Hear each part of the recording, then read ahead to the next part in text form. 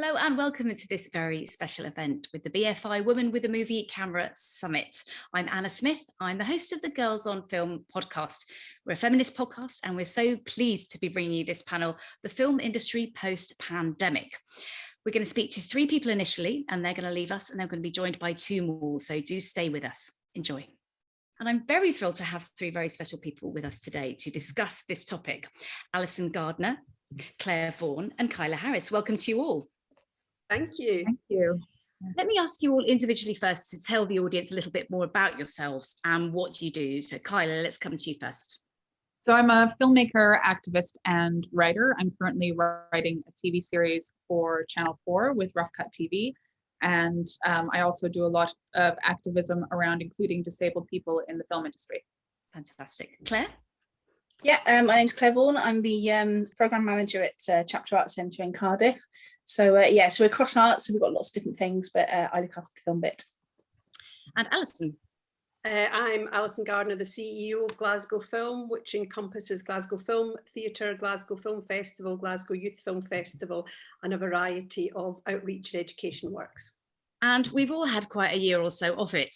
So we're here to kind of talk about, in some ways, the kind of weird positives that have come out of a bad situation and to hopefully inspire the people watching about ways that we can all learn to adapt and cope. I'm interested, Kyla, to speak to you about how your job has changed since the pandemic began and possibly any kind of positive things that you feel have come out of it. Well, I feel like my career has kind of taken off. Congrats. Yes, without being behind the camera or being on set or being in front of the camera. So it's been surprisingly fantastic because what's happened is a lot of conversations around diversity. And while we still have a lot of conversations about diversity, disabled people are often left out of that conversation.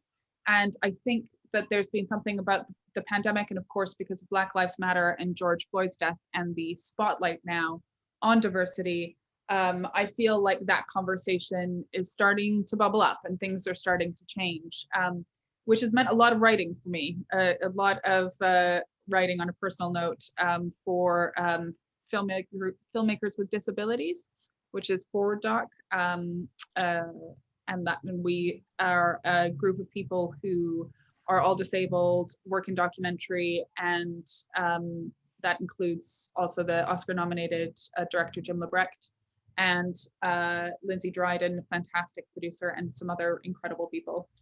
I'm so glad to hear that things have done progress for you. We certainly felt that on the podcast, that more people are taking an interest in diversity and representation, and that's definitely a silver lining and a positive thing.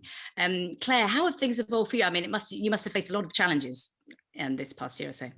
Yeah, I mean, it's really odd. I mean, I was furloughed at first, and I kind of channeled my anxiety into doing a project called Reframe Film. So I was kind of like, because furloughed, you can't work for anybody, so you can't do anything official for your workplace, which is really, really strange position to be in.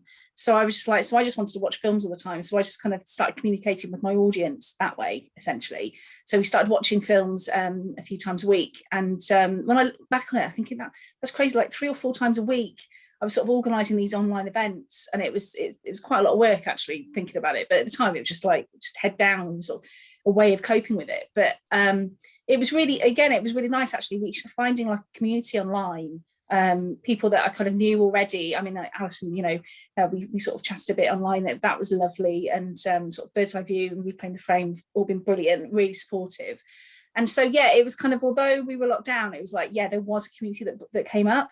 I did a lot of events with Women Over 50 Film Festival as well, and that was really nice. Having these sort of short films that I hadn't found myself before, so like finding all this stuff to watch, and then also kind of trying to deal with the fact that like, oh right, okay, we're going to have to make this space safe for our audience when we come back.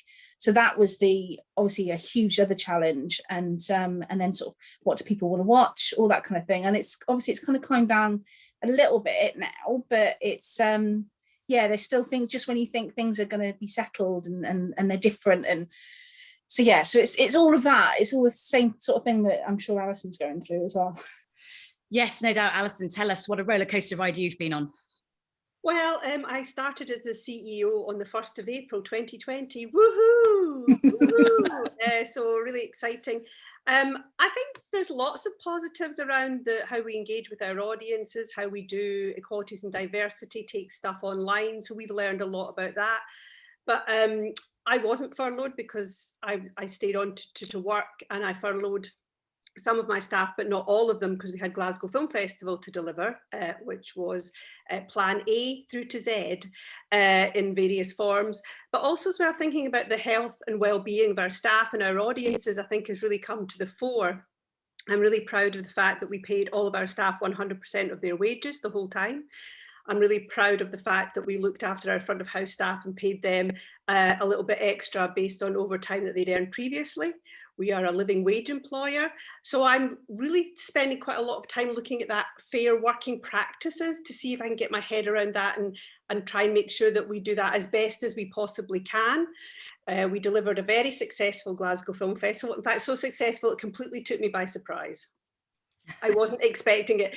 I think we hit that sort of pinnacle of people are feeling hopeful about the vaccine, but there's no cinemas open. So we had a lot of new films. We just hit that really sweet spot, which you can never replicate, those serendipitous external forces ever again.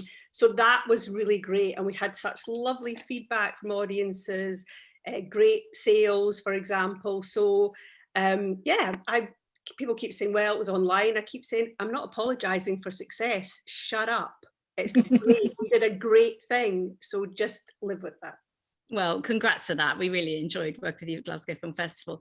It's interesting, yeah, you talk about online, and obviously everything that we're all discussing involves being online a lot more than we probably all used to be. I'd like to ask each of you actually, what kind of skills have you learned this past year, and perhaps some of the teams that you also work with have learned, which you think actually will be really helpful for their work, particularly in the film industry in the future? Kyla, let me come to you first. Skills, I feel like I've learned a lot of emotional skills. I know that sounds kind of weird, but I think that there's something that's happened that we've all become a bit more, maybe it's because we're looking into each other's homes a bit more through Zoom, via Zoom, that there's just more of an understanding of what it means to be human. And I think that helps the film industry because it's such a capitalist industry, and it's all about production, you know, working minimum 12-hour days. And I feel like we're starting to have conversations around alternatives to that. And that I've learned to not apologize for my body, because we all have a body. Why should we apologize for it? So if I'm a little late to a meeting, or if I don't get something on time because I'm unwell, I think that those are the conversations that we need to start having more of, and make and kind of normalize. Claire, tell me more about skills. It could be technical, it could be emotional, as Kyla was just saying. Yeah, no, it's really interesting actually. I think we've there has been a lot of that. I mean, I was sort of finding my feet a little bit as a programmer, as a sort of program manager when it all hit. I'd sort of been appointed at sort of tail end of 2018. So you kind of have this thing. It's like, oh, am I supposed to be like this? Am I supposed to be like that? And it's actually, the pandemic kind of reminded me, like, what I love is audiences, and I love talking to audiences. And obviously, not being able to talk to audiences is a strange time to sort of have that realization. But it was that sort of moment of like, no, this is what I love. This is why I do the job. I do the job because I like reaching people. I like to talk to people about our experiences in the cinema and the themes in the cinema. Obviously, I've learned some really boring things as well about air circulation, which I never expected to have to know. So all of that is really strange, sort of like suddenly reading up on like, how things move, germs move around. It's like, I never thought I'd have to think about any of that. But the thing that will really, really stay with me has been just thinking about all people's different experiences that we in our audience, and like I kind of had that already. I sort of had that in mind, I thought, but then actually really considering it and considering the people that weren't already coming. And so I'm great. I can enjoy this event with you now because I don't have to try and get to the cinema itself as a venue. So that was really a real revelation for me, I think, and definitely something I'm keeping with me. So you've been able to be more inclusive, and that's I think so. I think so. Yeah. I mean, there's always going to be challenges. I mean, like doing online events, obviously it was all free majority of things we did were free, and obviously there's no price barrier and things like that. People have still got to have the internet though. So realizing friends of mine who I just presumed had great internet connections didn't have, and people who didn't want to do Zoom talks and things like that. It's just really being very hyper aware of different people's experiences, and if some friends who I just, okay, that's going to have to be a friendship on the phone rather than on Zoom and things like that. So it's really being very aware that everybody's got individual needs. That's the sort of thing that I'm going to be really taking with me, I think. I like that. I've had the same thing, was where you learn things about people that you've known for 20 years and you just go, okay, so actually you're not comfortable talking on a camera, or you'd rather do a phone, or you'd rather I text first. And it's about that sort of understanding and compassion, isn't it? Yeah. And Allison, what would you like to add to this part of the discussion? I think learning about listening to your staff, and I'm a great believer, and Claire's heard this umpteen times, but people not profit is the way I'm trying to drive the business. It's really important to me. I think in terms of, CEO salaries not being 5 times what the lowest paid person is. I mean, I bang on about this all the time. I think I've learned that we should never have a man in charge of fucking anything. Boris, go. No, sorry, you just made a right arse of it. We need Nicola in charge down there. I've realised that our countries are very different in their approaches to the health of their citizens. So I think those things are really important. And also it has been a big learning curve about being the CEO, trying to make sure that the organisation is both stable but welcoming, considering those people who haven't been able to come, looking at the health and well-being of people who are in the staff and the audience, and all those things are collectively there, and you're spinning a lot of plates. But I've also learned to listen a lot, but I don't listen to myself enough still at my great age of 58. I'm still not listening. So I'm doing all these things, but I'm not giving myself any time, to myself. So I think that's something I need to look at. And always, I always like to put my lipstick on before a Zoom, just makes me feel better. And I think those things are really important. It's about self-care, and it's something that we, mostly as women, don't do enough of. Self-care and lipstick, I'm all over that. And it's interesting, you bring up women. Of course, this is women with a movie camera and also girls on film. So let's talk a little bit about particularly how women in the industry have been affected by the pandemic. Do you think, and this is open to anyone who wants to answer, do you think there are specific issues which affect us differently?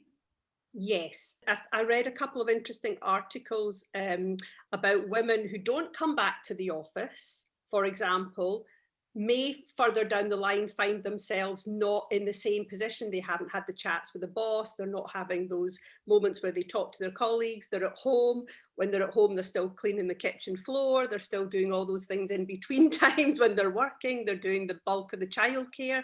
So actually working from home, whilst in theory is a good idea, it's not always beneficial to all women.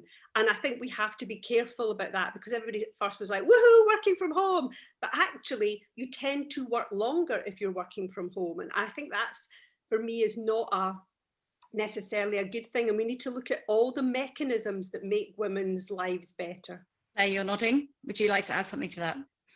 Yeah, I mean, it has been really stark in terms of people who seem to have spare time and people that don't, and even during furlough and things like that. And so, yeah, I think that's really important. I mean, one of the things that's been really worrying for me as well has been the films that have been released during lockdown. As much as we did want things released online, and it's been really helpful in many cases, but it did seem to us there was a certain point of time when it was just like, oh, all these films can be released. These are lesser films, these films by women, and it was and that was really worrying to me, because there was a lot of them that I was really looking forward to seeing in the cinema, and we were waiting for in the cinema, and for women filmmakers to have their moment where they have their big events and their huge audiences and things like that. And so I was really worried about that. But then we opened really well with Nomadland, and First Cow did really well and things like that. So it seems to be that although there's a big sort of big backlog of films being released at the moment, and it's sort of trying to keep up with it as a program, trying to make sure audience see everything, but it's still that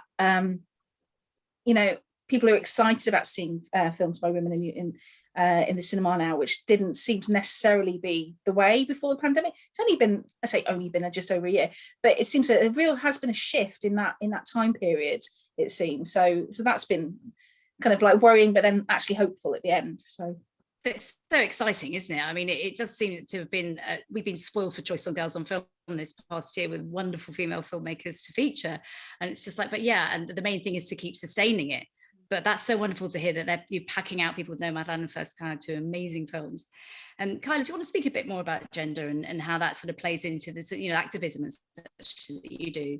Yeah, absolutely. I really agree with both Claire and Allison, but you know, Allison mentioned the kind of inequality, and I think that's really been highlighted in terms, absolutely in terms of childcare, but also in terms of the disproportionate number of women that are care providers. And that's both impacted my life personally and professionally. I require 24-hour care because I'm a wheelchair user.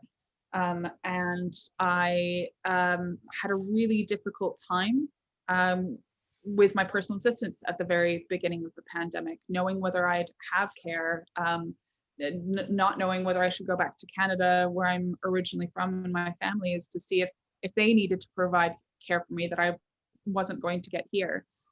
And of course, that not only being a woman, but being a disabled woman was something that not everyone was having to deal with. And so I feel like, yeah, again, inequality was just really highlighted. But I did end up shooting a film with one of my collaborators, Lou McNamara, and she and I shot a documentary / reality TV hybrid where she came down to Brighton from London to learn how to do my care in a 7-day period, which is kind of unheard of. Wow. And yeah, and we did a lot of research into how many women are carers, and also how many women of color are carers, and people who are immigrants as well. And it's just it's incredible. And I think that's also why we haven't had these CEO roles as filmmakers and as people working in, you know, as female directors as well. And I just feel like the pandemic really did highlight that inequality, but in a way, highlighting it meant that we could also address it. Mm. I mean, I think you're right. I mean, my husband is a carer as well. That's what he does for his job, and it's not valued in the sense that it's just not valued. And he really loves his job and is very passionate about it, but it's not valued by those people who are making the decisions, and that can't possibly be right. So how do we change that inequality? And then, you know, I'm great, I'm lucky, I'm the CEO, but I came from a working class background, you know, so my father worked in the shipyards, my mother worked in a chicken factory. And so sometimes when I'm at meetings with CEOs with a lot of old white guys, you know, I am the anomaly, which is why, as I said earlier, I'm quite happy to speak my mind and speak my truth. Yeah, well, it's interesting that you said that in terms of class as well, because that's a massive thing too that factors into care. There's an incredible book called The Politics of Care. It has something to do with interdependence. Oh, the Care Manifesto, The Politics of Interdependence. That's what it calls. And it really looks at not just self-care, but collective care, because we shouldn't have to rely on ourselves, the individual, to look after ourselves, because that's also within a capitalist system. You know, it's kind of like, take care of yourself so you can work harder, whereas it should be, you know, the man in charge. Let's get Nicola Sturgeon down here, absolutely, so that we can hopefully kind of readdress some of those inequalities. Kyla, come the revolution, I'm right behind you. Right behind you. I think we're all together on that one. Quite a long time, Brilliant. you know, so and you're right, we need to change those dynamics. We need to make sure that we are looking out for other people all the time. We need to start with our community, and cinema is a community. That's a really important thing that we need to understand, especially Claire's cinema and my cinema. We are hubs. We're neighbourhood cinemas that care for their local community, as well as having like the international facing thing with the festival. But we work with our deaf and deafened audiences. We work with neurodiverse people. These are really important, and we are important to them, and therefore we should be valued. And it's not about the Bond film. It's about these audiences that come to love and care about our venues, our programs and their own communities that they are within. It's all interdependent. So it's not about the Bond film. I like that. I wish I could tell that some of the, I've always been asked to go on TV talk about Bond. I'm like, there are other news stories about film, guys. But listening, we're running out of time with you with this lovely panel. But to wrap up, I wanted to start with asking actually, Claire, what advice would you give to people who work in cinema and are trying to keep afloat and trying to keep audiences in there? What advice would you give them to kind of forging ahead and learning from what you've learned in the pandemic? Just trusting your audience, trusting your community. You know, like Allison said, I mean, we had, you know, there was moments where it's like, okay, is this going to be a, you know, all the big films are going to be really hard to get hold of, or the streamers are putting things on, you know, the streamers are sort of getting prominence and things like that. And it's like, you know what, just think about what your community needs and listen to them. Go and talk to them. Go and talk to your audience. Is the biggest thing I can say to anybody. It's the most important thing, is just to chat to the people coming to see the films, and also, you know, just do a diverse program. Be as inclusive as you can, because that pays off in the long term. So that's the most important thing, I think. Brilliant. And Kyla, I mean, you've made a film in the pandemic. What have you learned that you could pass on to any potential women with movie cameras watching now? Oh, well, I think I'd say that, you know, in our industry, we're able to make the change from the ground up. And that even if you're on a small production, make sure that you are having open conversations with people about their requirements, and how everyone can accommodate each other, because we are all interdependent. And if you have an accessible set in so many ways, then that also impacts not just disabled people, but, you know, everyone working on the set, and encourages communication and community. Fantastic. Allison, parting words from you, words of advice. I would agree with Kyla and Claire. I think it's all about co-creation. We have a saying, nothing for us without us, so that when we're doing events, looking at various equalities, we involve the community, so that we're listening to what they want before we start designing stuff and dropping it down on them. So listen to what people are saying, as Claire said, talk to people, have open and clear and communication about, because you can't do all things for everyone. It's just not possible. So be clear about what you can offer, what you can help, what steps you can take, and that move it along at baby step pace, you know, and make sure that you're doing this right and then wrap that right. And don't pick up and drop people. Don't do projects. Don't box tick. I hate box ticking. Don't do that. Live with those people in your cinema. You know, you need to listen to what they're saying. Wonderful. Well, it's been an absolute thrill listening to the three of you today. Thank you all so much. Congratulations for everything you've achieved in the past couple of years. Amazing. And for inspiring the viewers. And thank you all for watching. Thank you very much. Thank you. Thank you. So good to be here. Now joining the panel, I'm very pleased to say we have Gabereau from Modern Films and Luxor director Zeina Durra. Welcome to you both. Thank you for having us. Right. It is so lovely to see you both, because we're talking about some of the positives that have come out of working together as women and men during the pandemic this past year. And I know the two of you have worked together a lot. Eve, would you like to start with, I'd like to start with you and sort of ask, can you describe what you've been working on since it all hit?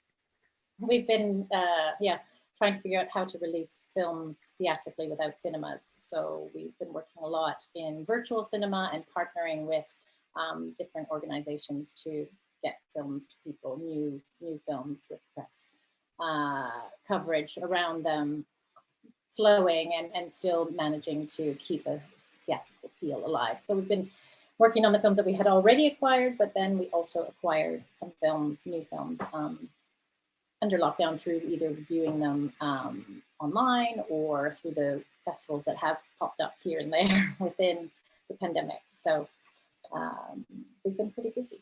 We're still releasing. Yeah, I feel like you guys have really thrived, and you've also had a great initiative where people have been able to watch films on your site and then make a donation to their local cinema, which is wonderful. Yeah, now we have a partnership with Bookshop.org as well, where we put book tie-in with films and film tie-ins with books, and then half goes to independent bookshops and half goes to independent film. So it's evolving into more of this sharing. Amazon and iTunes, we love them, and they can have their share later on. but in the sort of early stages of release, it's nice to keep it a bit more indie.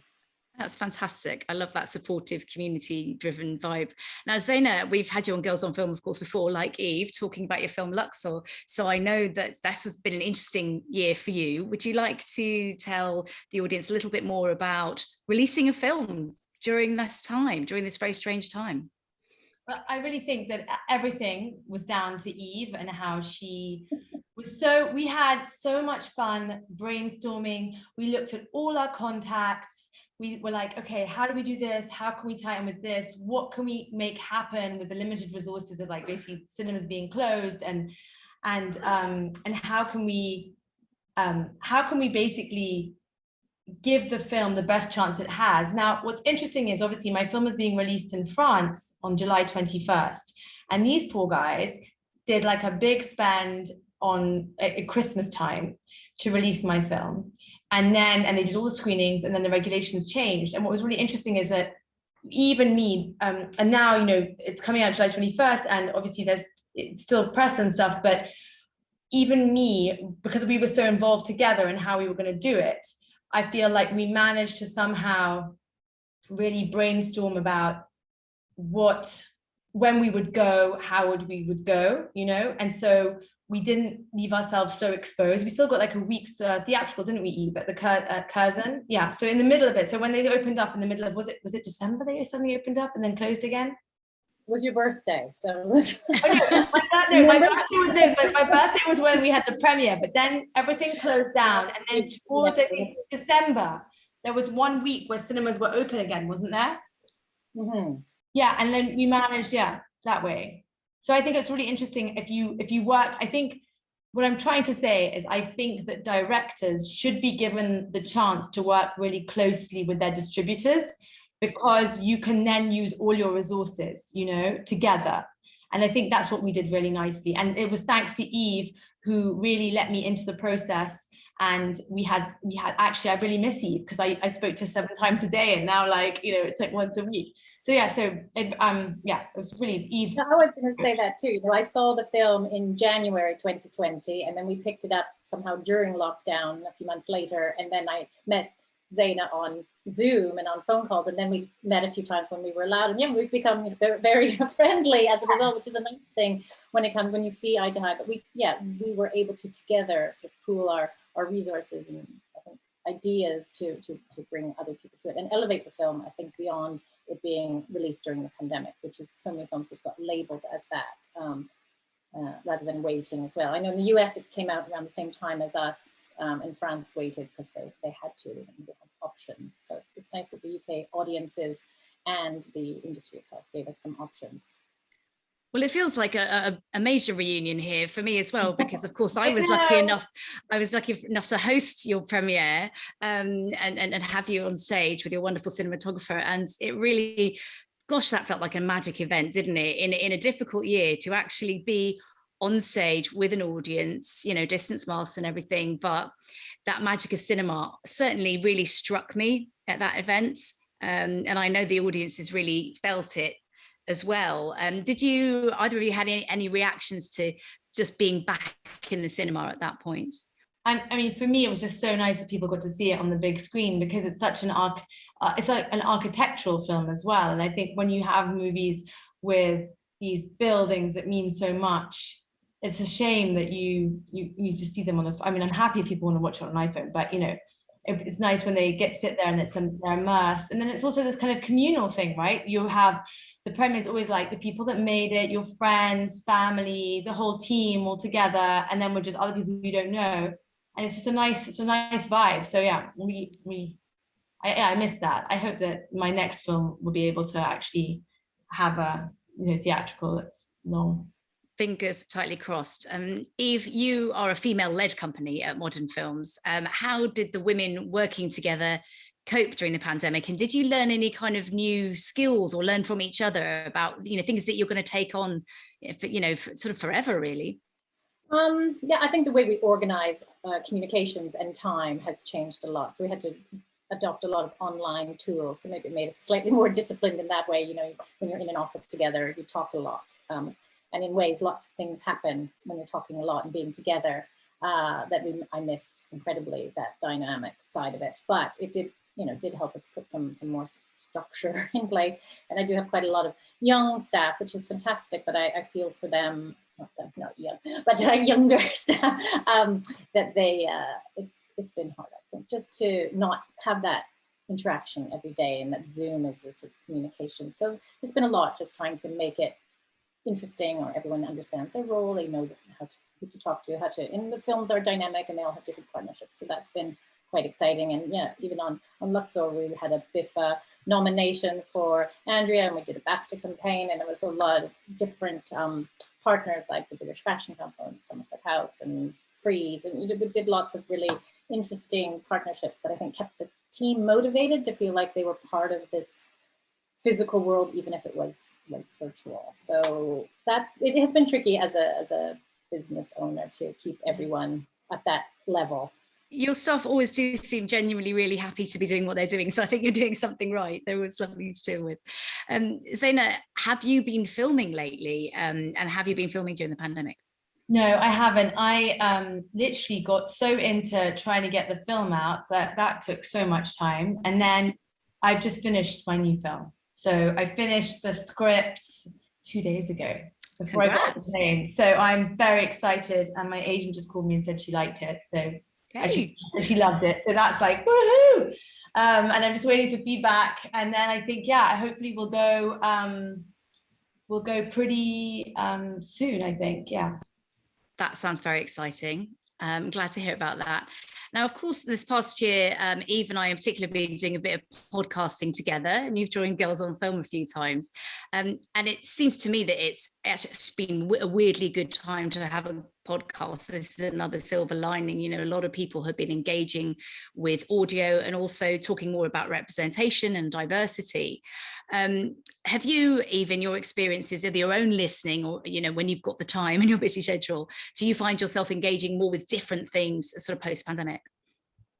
Well, I guess there's things that didn't exist before, like Zoom Q&As and online events related to film. So there's that. And personally, sure. I mean, podcasts, it is hard to find time for podcasts. I find once you build them into your life, or when you're going for a walk, or when you're just instead of listening to the radio, I think audio it's become a visual medium in a way through the pandemic, because everything is so intensely on and focused.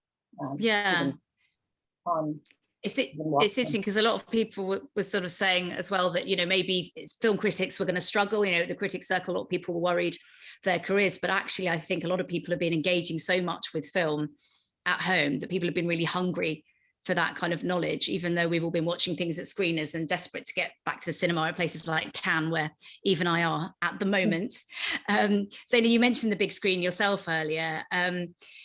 How important is it for you as a filmmaker to have that experience of people actually seeing what you've done on the big screen with a lot of other people, particularly in the room? I think it's really important. I think that there's something really wonderful and communal about watching a film with a group of people, especially if it's a good film. I mean, if it's a bad film, it can be really funny because people can say funny things and whatever. But when it's a good film, it's almost like everyone sort of connects in the room. I mean, it sounds so utopian. I'm in Ibiza as well, so I'm going to sound super hippy-dippy, but it is that vibe where, you know, you're there and like drama, everyone's in you know, the drama that washes over everyone, and you're also involved. And I think it's a really wonderful feeling to go to the cinema to see a great film. And I really hope that, I have a feeling that cinemas are still going to be around precisely because of that, you know. Because after a while, also, I look at my children and it's just so, you know, how we had to wait for programs and wait for films, and, you know, and now they're just so like, let's go on to the next thing, you know. And I feel that maybe I hope there'll be some kind of a reaction to that, and that people will actually want to go and see things more in kind of in person, in a place, as like an outing to go somewhere. That's interesting. So it becomes, maybe people have realized the value of it when they've been denied it. Yeah. I think that's really true. Because don't you get overwhelmed? You sit on, you know, all these, it's great. These streaming sites are great because they've made so many filmmakers that couldn't get films done before. Like, it's another platform. It's a great platform. And I'm not saying that the two are mutually, you can, they can live together, you know, but side by side. But the point is that it is nice to go to a cinema where you know that they choose really nice films that you'll like, you know. When I say nice, I don't mean like happy ending, but I mean like, you know, good for cinema that I'm going to really like, you know. And I think that's important. But at the same time, these cinemas also sometimes can't afford to show really edgy films. So that's where the streamers also can really give, or online really gives that kind of platform, those films a chance on that platform. So I think it's a really interesting time, but I do want cinemas to continue to exist. There's nothing better than leaving you go to the movie at night and you come out and like, it's a great feeling if it's a good movie. Yeah, I saw a few months ago a talk online about the Nostradamus report, you know, the report they do about the state of cinema. And one of the things they said was they were looking at, you know, there's so much emphasis on when you go to the cinema, the experience before you get your ticket, you get your popcorn, you drink whatever, you sit down, or something for a coffee or a glass of wine after the film, and talked about it. But that's where going to the cinema is different from watching it at home. And you know, if there was more interaction between people, maybe people you don't know. But then eventizing, of course, screenings, I think is going to be really big in the future to get people to the cinema. But I like this idea that after the film is as important as before, in terms of that human interaction. Totally agree. I think we always go for dinner afterwards. Yeah, if it's Soho, we'll go to somewhere in Chinatown, and then we'll have this big date. And I mean, that's and in New York, if it was whatever, wherever we would go, same thing. It was always dinners after the movie that was so exciting, you know, and then you'd have debates and like argue or like agree, or it was, I think it's building that into cinema is important for the future. Yeah. So I like that idea that this might be more of an innovation, and you know, people do it casually, but so they might be formalized and just say, look, everyone come to the bar afterwards and have a chat, as we do sometimes after kind of premieres and such. I think that's a great idea. Eve, is there anything else that you think it has changed radically in the film industry that's going to stay changed for the better in a weird way after all this? Well, I definitely think the hybrid nature of releasing online and in cinemas should stay, but with this focus on theatricality in that first window, and still a kind of special time to watch it, special meaning like it's dedicated to the sort of theatrical, but on that more democratizing side, that people can go to the cinema if they have the time, if there's one nearby playing a film they want to see and they have the resources to do it. But if they don't, there are some other options, and I think that is very exciting, because sometimes you can become very urban focused, but it's easy to see anything anytime, whenever you want, and that's not the case for everyone. So if that can be more inclusive, I think it's great, and it's great for us for distribution to be able to reach wider audience. But you know, there is a danger that the cinema then just becomes maybe blockbusters, and so they're just trying to find that balance, I guess. But I do think the hybrid model is good, as long as there's still that theatrical focus, and the films, you know, that still these big releases or big scope of an art house film, and being here in Cannes and watching this film from the big screen, you just realize that even though they're challenging films, a lot of them, 90% are very challenging films, they have a place, and they have a beauty in terms of what they're saying and they look like. Zeina, we have a lot of people in the audience who are young filmmakers just starting out. Do you have any particular advice for them, especially as women, and also as people who are filming in a time when, you know, possibly uncertain, but we have possibly learned some lessons from the conflict, the pandemic? No, I think it's just really important. It depends where you're making films from. If you're in England, you've got to just see. I didn't start out in England for specific reasons, and I think that you really have to. If you have a voice, you have to really believe in what you have to say, and make sure that other people and their outlook is not shaping what you're saying, especially if you're someone like me who's from a mixed background, who was born here, because only you are going to get, you know, what you're trying to say.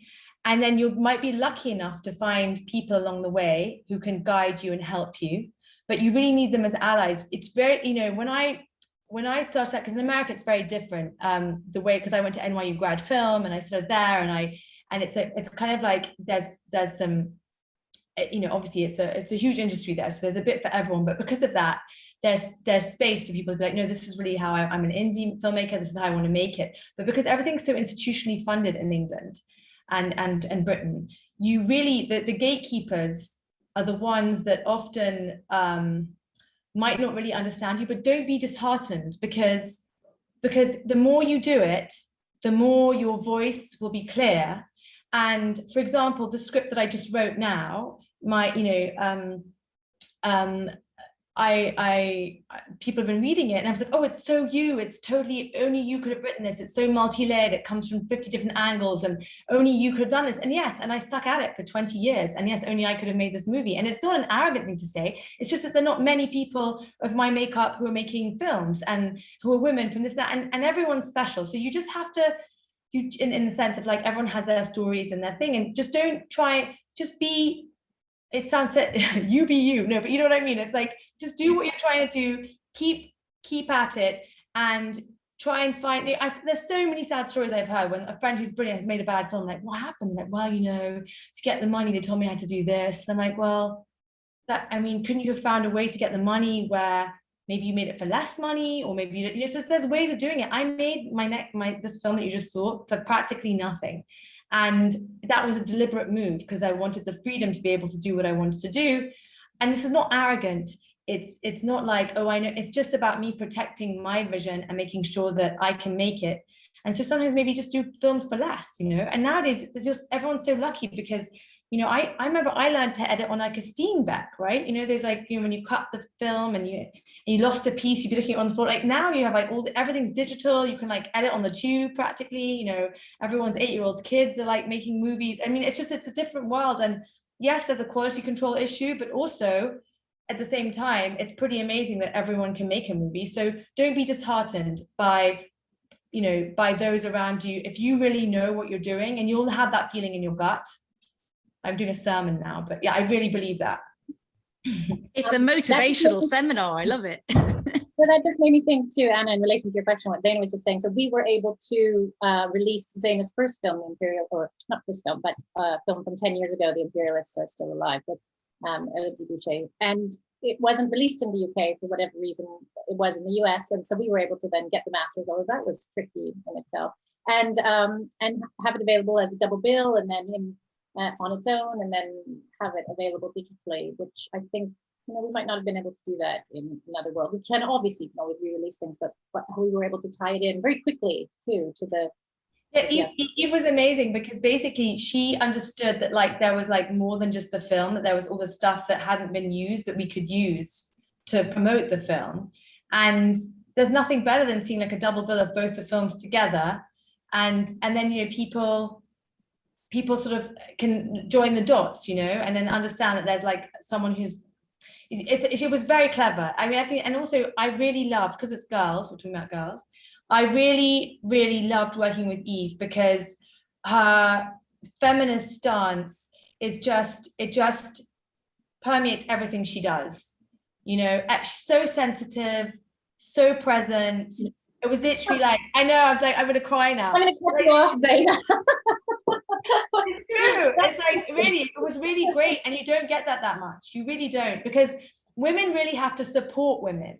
This is the thing. You have to support each other, even if you don't like that person's work, or you might not like them because they're annoying or whatever it is. You've got to support each other because we are up against so much. And if people start to kind of like, you know, act like there's only space for one person, we're never gonna get the equality that we deserve, you know. And I think that that's really important. We have to be a team, you know, regardless of what's, and forget about background stuff, just be a team and work together. Bravo, well said. And that is a perfect note to end on. I love that team spirit, because that's what it's all about, collaboration and support. And thank you both, Eve and Zeina, so much for joining us today. And best of luck with everything, and keep in touch. I'm sure you'll be back on the podcast soon. And thanks to everyone for watching. Really enjoy the rest of the summit, and best of luck in your work. Thanks.